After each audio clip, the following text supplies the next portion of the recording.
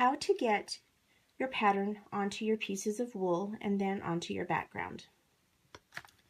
The first thing you're going to do is trace all the individual little pieces. Now this is not a set that you have seen, but this is the pattern that I could find at the moment. So I'm going to be going back and forth between several motifs just to show you the steps. Okay, so the first thing I'm going to do is I'm going to look at my motif and I'm going to decide what's going to be appliqued and what's going to be just embroidered. So I'm going to applique the 3 leaves and the 5 flowers. All of the rest of these little things are going to be embroidered. So I trace all those little pieces individually onto a piece of freezer paper.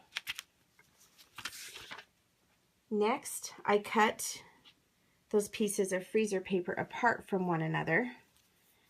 So now I'm onto the shamrock motif. Sorry, but this is the only way that I can figure out how to do it without making 6 of the same thing.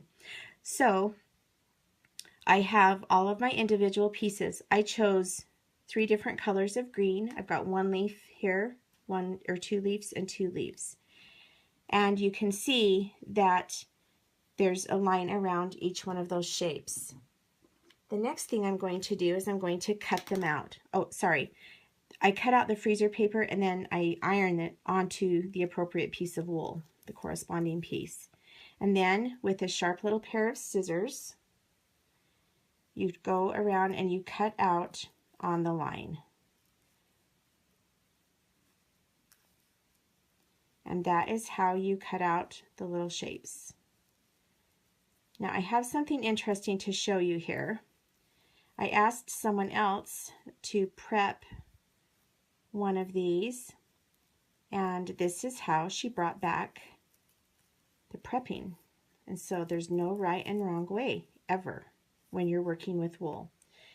So I would have traced all of those leaves and petals on the shamrocks together, but she brought hers back to me like this. And so then this allows me to come and arrange the little flowers in little hearts, which is a really fun idea. So you can do this however you'd like, but you can see how you can get the little pieces, and then what you do is you glue them onto the background where they need to go, or you can pin them if you would prefer that. And then you have your pieces cut out. Let me turn to this motif.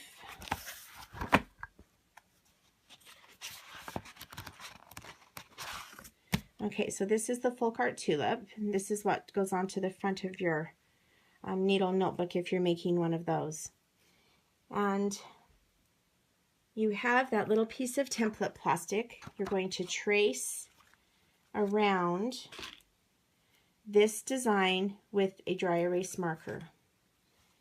And then you're going to put that onto your wool hexagon, and you're going to line it up with the pieces, and then you're going to glue them on. So I've already glued on the tulip and the stem. I just put a couple of little drops of glue, and I use just an applique glue. I like the ones with the pointed little tips. And then if I wanted to glue all the pieces, I can. And so this is literally the amount of glue that I use. I don't use a lot. I sit this back on, and then I can tuck this in. Now I can eyeball this, but some pieces are a little bit more difficult to eyeball on other motifs.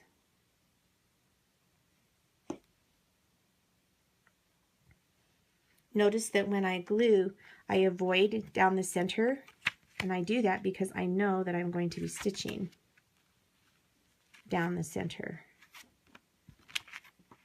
And you can see how you can line up this stuff really easily, and it's ready to stitch. I like to stitch and applique everything down using a whip stitch, and that is a separate tutorial.